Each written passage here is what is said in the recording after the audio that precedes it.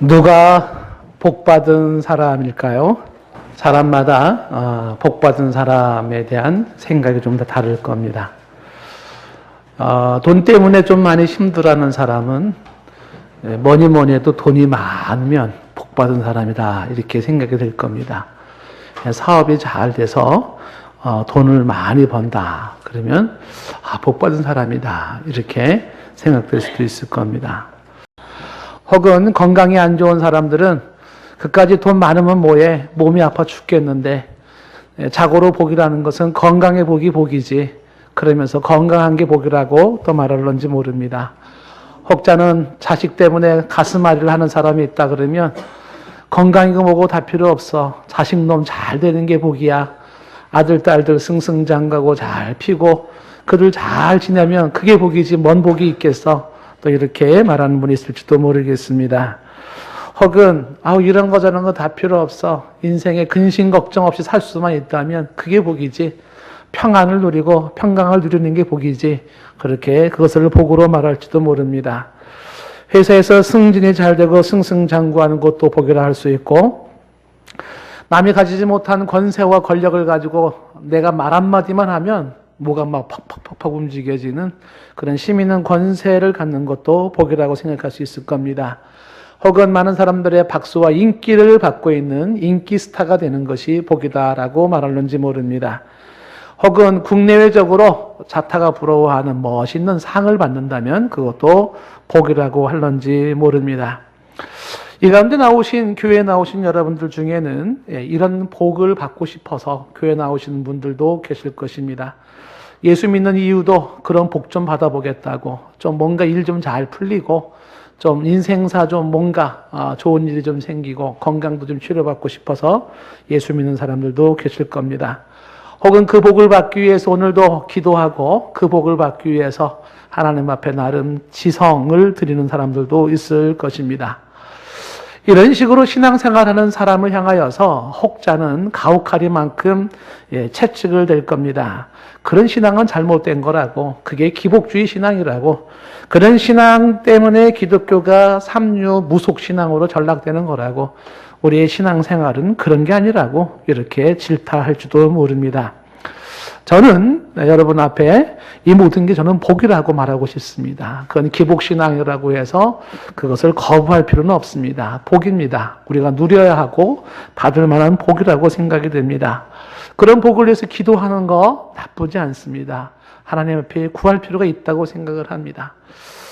두 가지 선택 중에 하나 아마 질문을 던진다면 여러분들은 어떻게 대답을 하시겠습니까? 이 모든 복들, 좀 전에 얘기했던 재물의 복, 건강의 복, 자녀의 복, 무슨 만사 형통의 복, 이런 복을 삼신 할머니한테 빌어서 받으면 좋겠어요? 하나님한테 빌어서 받으면 좋겠어요? 결론 났습니다. 하나님 앞에 빌어서 받는 게 낫죠. 다른 데다 물 떠놓고 굿하고 이래서 받으면 좋겠습니까? 그렇지는 않죠. 이런 모든 것은 복이고 분명히 복입니다.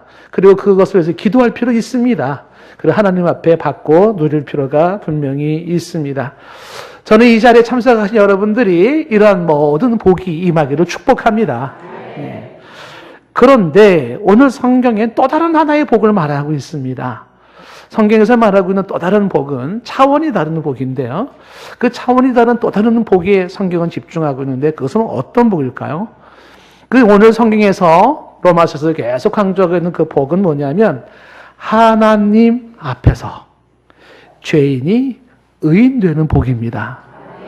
많은 복이 있지만 성경은 집중하고 있는 것이 뭐냐면 하나님 앞에서 죄인이 의인되는 복을 말하고 있습니다. 그 복은 얼마나 중요할까? 많은 분들의 실감은 안 될지 모릅니다. 다 필요 없어. 그냥 돈만 많이 있으면 돼. 건강만 잘 되면 돼. 자녀만 잘 되면 돼. 일만 잘 풀리면 돼. 이런 식으로 생각할지 모르겠지만 왜 유독 고집스럽게 성경은 복을 이야기하면서 하나님 앞에서 죄인이 의인된 복을 말하고 있을까 하는 그 내용을 좀 주목해 보려고 하는 것입니다. 우리가 로마서 말씀 보면 로마서 내용이 마치 교육학에서 얘기하는 반복 교육이라고 하는 게 있습니다. 우둔한 백성이 깨닫지 못하고 잘 잊어버려서 그런지 모르겠어요. 반복해서 계속해서 같은 내용이 반복되고 있습니다. 세 가지를 집중하면서 1장, 2장, 3장에서 4장 1회까지 계속 강조하는 얘기가 있는데 그 세 가지 강조점이 첫째가 뭐예요? 인간은 죄인이다. 이걸 먼저 강조하고 있습니다. 모든 인간은 죄인이다. 하나님을 몰랐던 사람도, 율법을 받지 못한 사람도, 그 다음에 기독교가 뭔지 모르는 사람도 양심의 율법 노릇을 하는데 그 양심에 따라서 죄를 짓는 죄인이다. 심지어 선민의 백성이라고 자부하는 이스라엘 백성들, 할례를 행하면서 종교의식을 자랑하는 선택받은 백성들, 그들도 죄인이다. 모든 인간은 죄 아래 있고 모든 인간은 죄인이라고 하는 것이 계속 강조되는 내용 중에 하나입니다. 거긴 저와 여러분도 예외가 아니죠. 모든 인간은 죄인이다. 그러면서 두 번째 강조하고 반복하고 있는 게 뭐냐면 그 죄에 대한 하나님의 진노, 하나님의 분노, 하나님의 심판을 말하고 있는 겁니다. 죄를 향하여 분노하신 하나님, 죄를 향하여 진노하신 하나님, 죄를 향하여 심판하신 하나님, 그 심판은 예외가 없고 그 심판은 영원하고 그 심판은 무시무시한 최종적인 심판으로 하나님의 심판을 계속 얘기하고 있습니다. 그러면서 지금까지 이야기 속에 이 죄인됨과 하나님의 심판과 함께 또 하나 강조하는 게 뭐예요? 하나님의 의라고 하는 복음입니다. 하나님의 의, 이런 죄인이 의인될 수 있는 길이 열렸다. 이 죄인의 죄사함을 받고 의로워질 수 있는 길이 열렸다. 그것이 하나님이 이루어 놓으신 하나님의 의라고 하는 복을 이야기하고 있습니다. 이게 지금까지 강조되고 있는 성경의 내용입니다. 다시 말하면 이 성경의 지금까지 내용들을 다시 정리하자면 이렇게 얘기할 수 있습니다. 첫 번째, 성경의 관심은 이게 관심을 두고 있어요. 하나님 앞에서 인간은 무엇인가? 가장 본질적이고 기본적이며 그리고 가장 중요한 퀘스천을 하나 던지고 있죠. 하나님 앞에서 인간이란 무엇인가? 우리가 먹고 사는 문제, 잘 먹고 잘 입고 잘 사는 이런 여러 가지 문제도 있지만 성경은 보다 본질적인 인생의 핵심과 본질과 그 근본적인 것을 하나 퀘스천을 하고 있어요. 하나님 앞에서 인간이란 무엇인가? 다시 말하면 하나님 앞에서 나는 누군가? 이 질문을 성경은 하고 있는 것입니다. 하나님 앞에서 인간의 실상이 어떠한가? 하나님 앞에서 인간의 타락과 인간의 부패와 인간의 죄성이 어떠한가를 강렬하게 고발하고 있죠. 좀 더 정확하게 보면 하나님 앞에서 나의 실상은 어떠한가? 하나님 앞에서 나의 타락이 어떠한가? 하나님 앞에서 나의 부패성이 어떠하며 하나님 앞에서 나의 죄성이 어떠한지를 성경은 아주 집요하리만큼 얘기를 하고 있죠. 그러면서 또 하나 더불어서 얘기하는 것은 그 죄에 대한 하나님의 분노, 그 죄에 대한 하나님의 진노, 그 죄에 대한 하나님의 심판을 말을 하고 있습니다. 그래서 인간은 죄성을 가진 부패한 인간으로서 하나님의 심판과 진노 앞에 인간은 절망할 수밖에 없고 인간은 고통할 수밖에 없다는 것입니다. 내 영혼의 번뇌가 거기에 있고 내 영혼의 방황이 거기에 있어요. 내 영혼의 번민이 거기에 있습니다. 괴로운 내 삶의 실체를 말하고 있는 것이죠. 그러면서 동시에 성경에서 또 하나 강조하는 것은 이 절망과 이 고통을 벗어난 부패와 타락한 인간이 의롭다고 재판장에 계신 그분 앞에 인정받을 수 있는 새로운 길이 주 예수 그리스도를 통하여 열렸는데 바로 그것이 하나님의 의라고 하는 것을 성경은 복음으로 굿뉴스, 희소식으로 알려주고 있는 것입니다. 하나님의 의라고 하는 이 복음은 예수 그리스도의 십자가 대속의 죽음을 기반으로 하고 있습니다. 이 땅의 인간들이 스스로 이룰 수 없는 의를 오직 믿음 하나만으로 의를 얻게 되는 놀랍고도 감사한 하나님의 의가 있음을 말을 하고 있습니다. 그 하나님의 의를 선물로 받는 자, 그 하나님의 의를 은혜로 받는 자, 바로 이러한 사람은 죄로부터 영원히 자유할 수 있고 바로 이러한 사람은 하나님의 자녀라 일컬어지며 의라 칭해지고 하나님 나라의 상속자가 된다고 하니 그 하나님의 의를 선물로 은혜를 받는 자가 복 있는 사람이라고 성경은 말을 합니다. 오늘 이 내용을 한번 우리가 집중해서 좀 더 보기를 원하는데요. 이 이야기를 증명하기 위해서 한 사람 예를 먼저 듭니다. 그 예가 아브라함입니다. 4장 1절 말씀에 그런즉 육신으로 우리 조상인 아브라함이 무엇을 얻었다 하리요? 라고 질문을 합니다.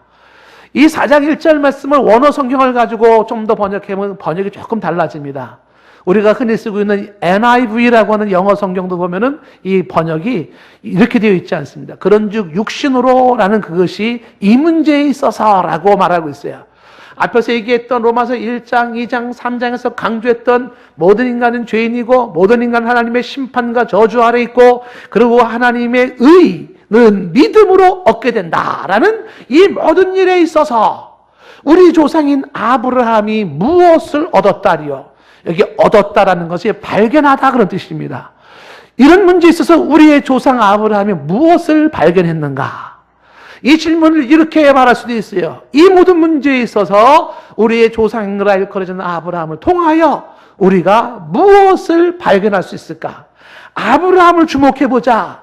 아브라함이 어떻게 의롭다고 인정을 받았나? 그 아브라함을 주목해보면 이제 하나님의 의의 그 예를 한번 볼 수가 있다는 것입니다.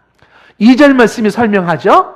2절에 만일 아브라함이 행위로서 의롭다함을 받았다면 자랑할 것이 있으려니와 하나님 앞에서는 없다는 이야기로 시작을 합니다. 만일 아브라함이 행위로서 의롭다 하심을 받았으면, 여기 행위로서 의롭다 하심을 받았으면 이 말은 인간의 수고와 인간의 노력과 인간의 공로와 인간의 선행과 인간의 업적과 인간의 고행이나 인간의 수행이나 인간의 그 어떤 것으로 의롭다 하심을 받았다면 당연히 인간은 자랑할 것이 있을 것입니다. 그런데 하나님 앞에서는 없다고 얘기를 합니다. 왜 하나님 앞에서 없다고 할까요? 그것은 그 누구도 인간의 수고와 인간의 노력과 인간의 공로, 선행, 업적, 공로, 고행, 수행을 통해서 하나님 앞에서 의롭다고 인정받을 만한 자가 없기 때문에 그래요. 그래서 인간의 연약함이고 인간의 부족함이고 인간의 한계이기 때문입니다. 갈라디아서 3장 10절 말씀에 이런 말씀이 있었잖아요. 무릇 율법 행위에 속한 자들은 저주 아래 있나니 행위를 논하는 자는 항상 어디에 머물게 된다? 저주 아래 머물게 되네요. 기록된 바 누구든지 율법책에 기록된 대로 모든 일을 항상 행하지 아니하는 자는 저주를 받아요. 수많은 율법의 내용들을 모두를 지켜야 돼요. 지키되 24시간 365일 죽을 때까지 지켜야 돼요. 하나라도 한 번이라도 어기면 범하는 죄인이에요. 그러니 어느 인간이 그 모든 율법을 그 어느 인간이 언제든지 죽을 때까지 그걸 다 지킬 수 있겠어요? 하나님 앞에서 없다는 거예요. 그러니 행위로서 공로와 업적과 선행과 내가 만든 나의 의를 가지고 하나님 앞에 설 자는 없다라고 하는 것입니다. 그래서 행위에 속한 자들은 결론은 저주, 죄인, 심판 여기를 못 벗어난다는 거예요. 지금도 여러분들 중에 성도들 중에는 여전히 나의 행위 문제를 가지고서 갈등하는 분들이 많이 계세요. 예? 그래서 내가 왜 이럴까?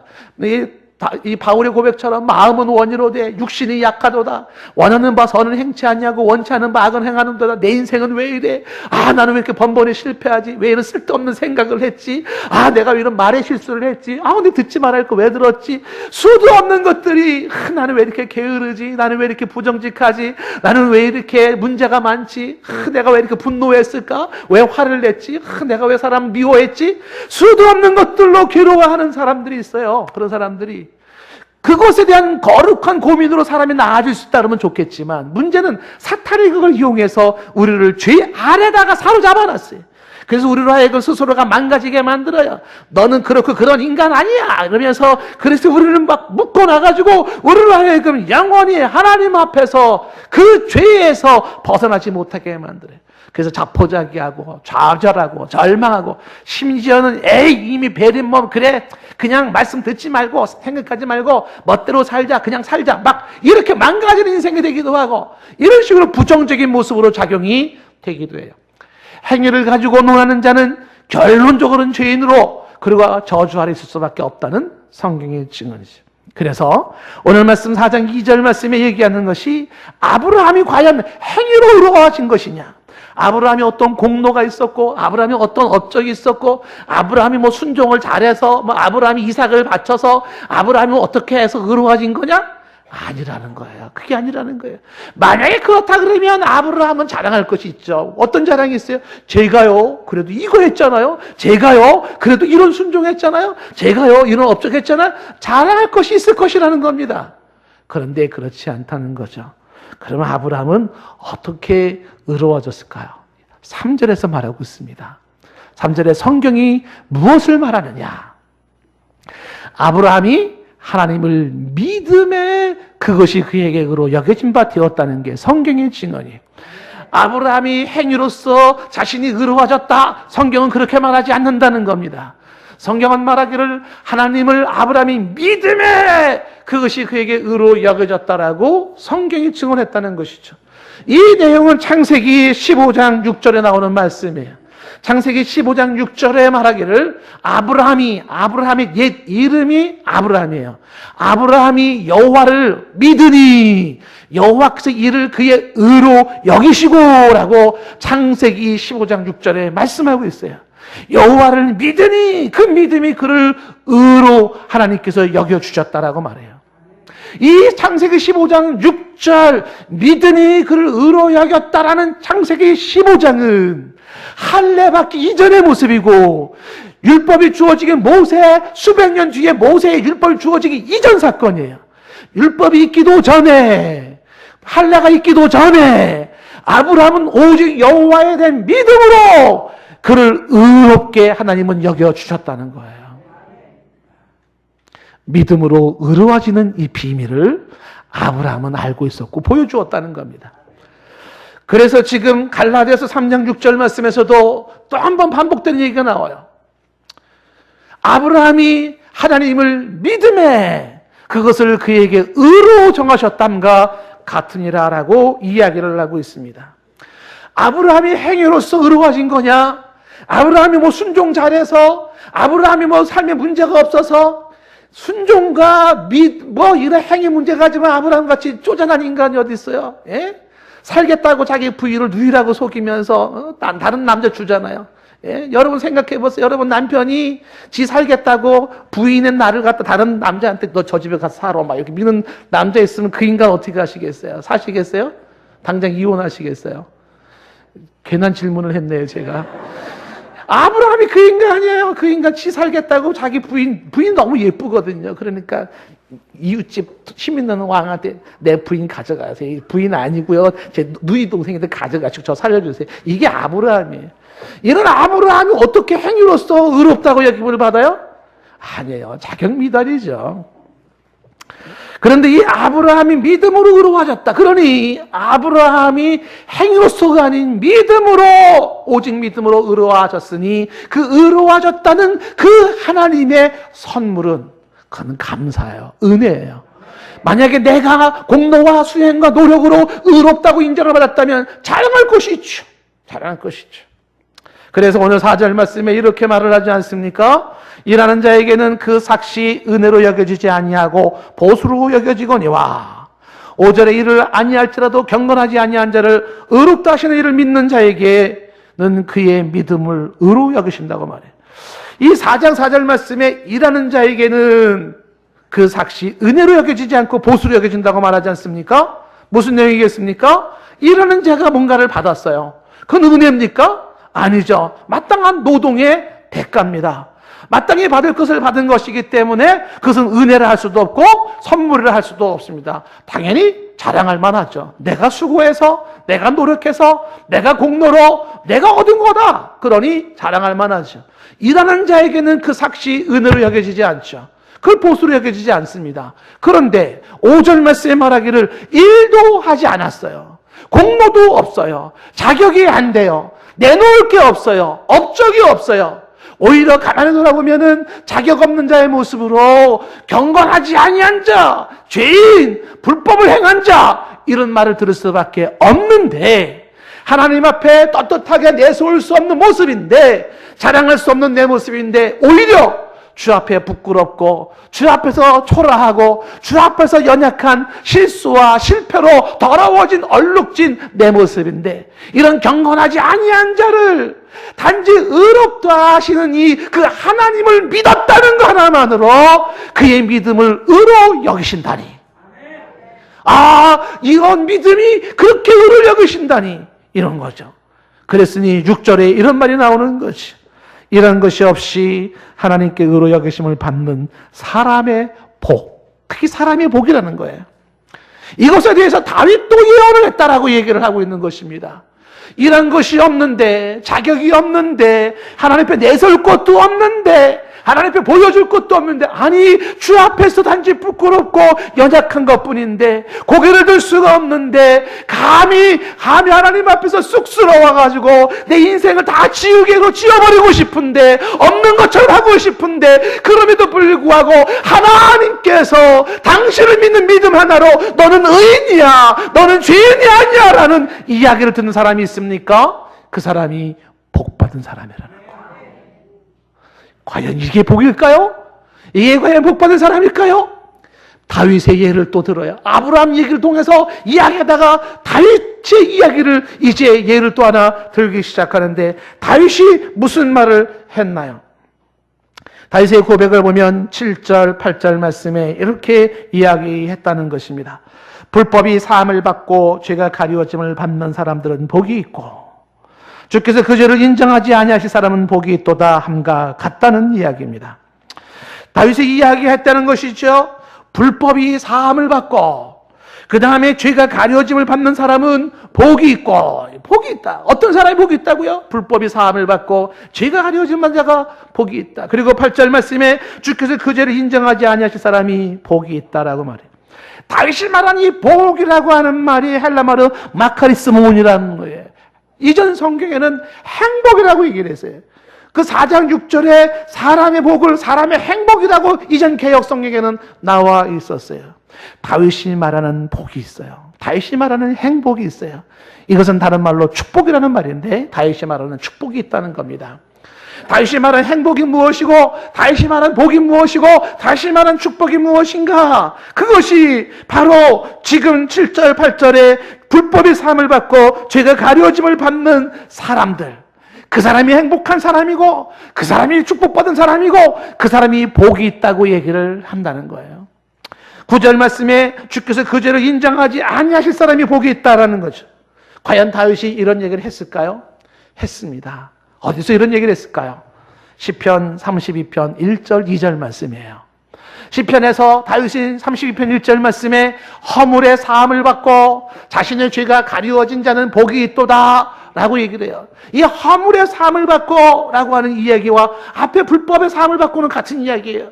죄 사함을 받고 자신의 죄가 가려진 자는 복이 있다 라고 다윗이 이야기를 해요. 그리고 32장 2절 말씀에도 마음에 간사함이 없고 여호와께 정죄를 당하지 아니하는 자는 복이 있다고 다윗이 고백을 했다는 거예요. 다윗의 이 고백에 이 글을 쓰고 있는 사도 바울이 인용을 하면서 맞아, 공감이 돼, 정말 이게 복이야 라고 로마서를 쓰고 있습니다. 도대체 왜 이것을 다윗은 복이라고 말할 수 있었을까요? 그리고 왜 바울은 그것이 복이라고 말할 수 있었을까요? 먼저 다윗의 그의 삶을 돌아보면, 이 글이 쓰셨던 배경을 보게 되면 정말 다윗의 이야기가 가슴 저리게 와닿을 수가 있습니다. 이 시편 31편부터 시편 51편까지가 이것이 다윗이 범죄한 이후에 방랑시기에 쓴 글이에요. 좀 더 설명을 하자면 이런 설명이 할 수가 있습니다. 우리가 아침마다 사무엘하 말씀을 새벽마다 봅니다마는 때마침 이 사무엘하 내용을 보면 사무엘하가 총 24장이 반으로 나누어집니다. 1장부터 9장까지는 다윗의 전성기예요.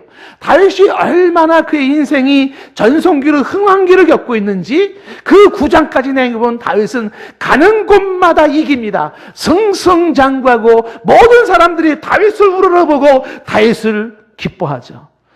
자기의 원수 사울이 죽고 그리고 다윗이 이제 명실공히 왕이 되어져서 왕궁의 법궤를 모셔드리고, 그리고서 싸움에서 모든 걸 이겨나가면서 모든 주변의 나라들이 다윗 앞에 벌벌벌 떨기 시작해요. 온 천하가 다윗을 두려워하고 다윗은 천하를 통치하는 왕으로 이 승승장구하는 모습이 사무엘 1장부터 9장까지 내용이에요.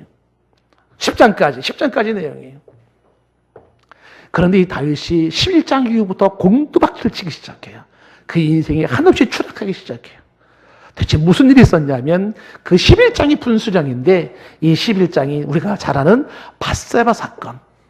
우리야 장군의 그 밧세바, 잘생긴 여인이 목욕하는 그 여인을 보고서 이 빠져가지고 그 여인을 불러들이고 간음을 행하고 충성스러운 자기 장군은 전쟁 내에서 죽게 한 거예요. 이전에 성경 공부할 때 사람들에게 질문했어요. 왜 다윗은 그 밧세바한테 유혹에 넘어가고 요셉은 보디발의 아내의 유혹을 이겨냈냐 질문하니까 대답은 학생들의 대답이 있었어요. 그 이유는 보디발의 아내는 되게 못생겼고 밧세바는 너무 예뻤기 때문이다. 그건 아닌 것 같다. 다른 이유가 있을 것 같다. 한 사람이 얘기를 또 하죠. 그것은 이 보디발의 아내는 옷을 입고 있었고 밧세바는 옷을 벗고 있었기 때문이다.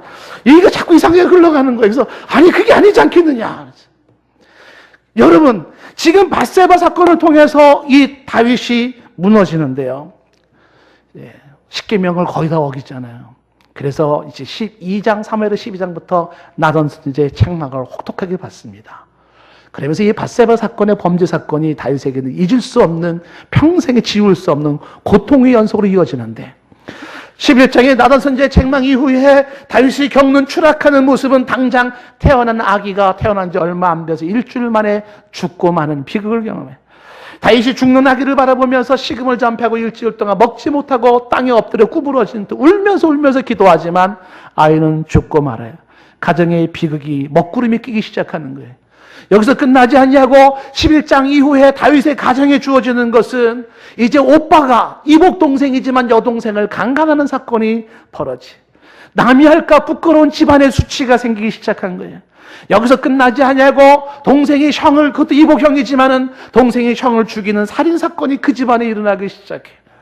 다윗은 이런 모습 속에 가슴이 아리고 슬픔에 그는 울고 또 울어야만 했지요. 여기서 끝나지 아니하고 이 다윗은 아들이 자신을 반역하며 왕권을 빼앗고 다윗은 아들에게 쫓겨서 도망자의 신사가 되고 맙니다. 그것도 모자라서 그 아들 레미가 비록 첩이지만 다윗의 부인들을 백주에 환환된 낮에 백성들이 보는 앞에서 옥상에서 또 강간 사건을 일으키죠. 다윗은 그 초라한 모습으로, 오갈 데 없는 모습으로 맨발로 다니는 그 신세, 눈물의 연속인 그 모습 속에 지나가던 한 노인네가 다윗을 향하여 돌을 던지고 저주를 하잖아요. 비루한 자여 죽어버려라 하고 돌을 던지는 그 한 노인네 이야기를 들으면서 다윗의 측근의 용사가 왕여 저 인간을 죽여버리겠습니다. 그러니까 다윗이 하는 말이 내비두어라. 여호와께서 나로 저주하게 하시니 내비두어라. 그렇게 다윗은 저주하는 사람의 그 저주를 들으면서 초라한 모습으로 나아가요. 아들 레미가 죽기 전에도 장군들에게 자기 아들을 살려달라고, 어린 자기 아들 그 압살롬을 살려달라고 이야기했건만 아버지를 배신한 그 페르나 아들을 죽인 이 장군의 모습 속에서 다윗은 그저 전쟁의 승리로 기뻐하는 것이 아니라 그는 한없이 울고 울죠. 성경에는 소리내어 울었더라. 다윗이 엉엉엉 소리내어 울면서 내 아들 압살롬아, 내 아들 압살롬아, 차라리 내가 죽었으면 라고 이야기를 해요. 이 사무엘하 11장 밧세바 사건 이후로 이 다윗이 겪는 그 초라한 인생, 눈물의 연속인 그 인생 속에 다윗은 그리도 울고 저주를 받고 이런 모든 것들을 받아들이고 비극을 받아들이는데, 그렇게 울어했던 다윗의 눈물이 담고 있는 의미가 있죠. 그것은 가정의 풍파가, 그리고 자신을 배신했던 아들, 그리고 자기의 아들의 죽음에 대한 부성애로서 흘려했던 눈물만은 아니었다는 겁니다. 그렇다면 그는 왜 그렇게 울었냐면요, 이 모든 게 다 이 죄 때문이라는 거, 내 죄 때문에. 이 못난 애비의 죄 때문에 자식들이 고생이고 집안에 이 꼴이 이게 뭐예요? 왜 이런 우환이 있어야 되는 거죠? 나의 범죄로 인하여 주어졌던 이 비극에 다윗은 괴로움 속에서 그는 그렇게 통곡하고 울어야 했다는 것입니다. 이 비극의 삶의 현장 속에서 그가 시편 31편부터 51편까지 글을 썼다는 거예요. 그때에 쓰였던 글, 시편 32편, 지금 다 바울이 인용하고 있는 32편 1절과 2절이 그 배경 속에서 나오는데 1절과 2절 말씀에 다윗이 이렇게 고백을 하는 것을 다시 보십시오. 허물의 사함을 받고 자신의 죄가 가리워지는 자는 복이 있도다. 사도 바울이 인용했던 이 다윗의 간곡한 마음이 무엇이에요? 지금 2절에도 말하기를 간사함이 없고 여호와께 정죄를 당하지 않는 자가 복이 있다고 이야기를 합니다. 아, 누가 복인가? 그 죄의 용서를 받는 자가 복이 있는 자가 아닌가? 여호와 하나님 앞에서 그 죄가 가리운 자가 복이 아닌가? 아, 누가 복인가? 여호와 앞에 정죄를 받지 않는 자가 복이 아닌가? 이게 다윗의 가슴 저린 고백이죠. 이 다윗의 고백에 사도 바울이 무릎을 치면서 맞아, 그게 복이야. 나 같은 죄인 중에 괴수, 마른 막대기 만도 못한 죄수, 죄악으로 얼룩져 있는 모습들을 생각할 때 그래, 뭐가 복이겠어? 여호와 앞에 그 죄가 사함을 받고 여호와 앞에 그 죄가 가림을 받고 여호와 앞에 정죄를 받지 않는 자가 복이지. 이것이 로마서에서 바울이 쓰고 싶었던 이야기인데 그 죄의 삶과 그 죄로부터 의를 낼 수 있는 길이 새롭게 예수 그리스도 안에 하나님의 의로 가능하다는 걸 바울이 보았다는 거예요. 오늘 말씀 7절 말씀에 바울이 다시 이 내용을 주목해 보십시오. 다윗의 이야기를 인용하면서 불법의 사함을 받고 죄가 가려짐을 받는 자가 복이 있다고 말해요. 이 불법이 뭡니까? 법을 어긴 자입니다. 법을 어긴 자. 이 말은 바꿔 얘기하면 법의 심판을 받을 자를 말하는 거예요. 법을 어기고 법의 심판을 받은 자예요. 그런데 그런 자가 사함을 얻었다는 것은 사면 선고를 받은 거예요. 특사 정도가 아닙니다. 하나님 앞에서 불법을 행한 자가 그 법으로 사형을 받을 자가 하나님의 진노와 분노의 대상인 자가 사면 선고를 받았다면 그것이 복이 아닌가? 그리고 그 죄가 가려졌다는 것은 앞에 불법을 사함을 받은 걸 다시 반복적으로 얘기하고 있는 것인데 죄가 가려졌다는 건 죄가 덮어졌다는 것입니다. 뭐로 덮어졌을까요? 피로 덮어졌어요. 예수 그리스도의 피로 덮어진 거예요. 그 죄가 예수 그리스도의 피로 덮어져 가리워진 자, 그런 사람이 바로 복이 있어요. 이렇게 하나님의 재판자 하나님 앞에 면죄부 사면 선고를 받고 예수의 피로 그 죄가 가리워져서 죄가 보이지 아니하여 8절 말씀에 주께서 그 죄를 인정하지 아니하실 사람, 주께서 그를 바라볼 때 무죄를 선언하노라 이 말을 들을 사람, 분명히 죄인이요 분명히 더러운 인간인데 하나님 앞에서 너는 무죄라고 선언받을 사람, 그 사람이 복이 있다고 말씀하고 있는 것입니다. 심한 죄악의 번민 속에서 허덕이는 자에게 사면이라고 하는 이 사죄의 선언은 환희요 감동일 수밖에 없는 거죠. 용서받았다는 그 감동은 다윗이 보았고 그리고 바울이 공감하는 거예요.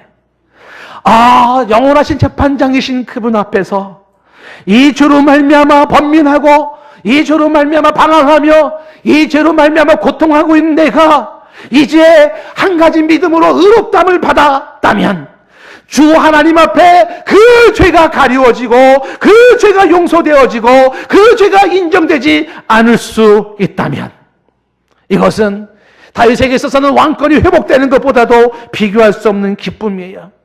이것은 다윗에게 있어서 억만금을 주는 것보다도 비교할 수 없는 기쁨이에요. 이것은 다윗에게 있어서 무병장수하는 것과는 비교할 수 없는 기쁨이에요. 수많은 사람들이 다윗하며 인기짱 박수를 치고 인기스타가 되는 것과 비교할 수 없는 기쁨이죠. 다윗은 그렇게 고백하고 있는 거예요. 허물의 사함을 받고 자신의 죄가 가리운 자가 복이 있다. 그 마음에 간사함이 없고 여호와께 정죄를 당하지 않는 자가 복이 있다. 내가 왕권이 회복된다고? 그것이 기쁨일까? 내게 억만큼이 쌓인다고? 그것이 기쁨일까? 내가 무명하여 장수한다고 그것이 기쁨일까? 수많은 사람들이 나를 향하여 박수치고 스포트라이트를 받는다고 그것이 나의 기쁨일까? 다윗은 고개를 흔들어요. 그게 아니라는 거야. 여호와 하나님 앞에 나의 불법이 사함을 받고 내 죄가 가리움을 받고 그 죄를 인정받지 않는 것이 행복한 사람이요, 그것이 복이요, 그것이 축복이라.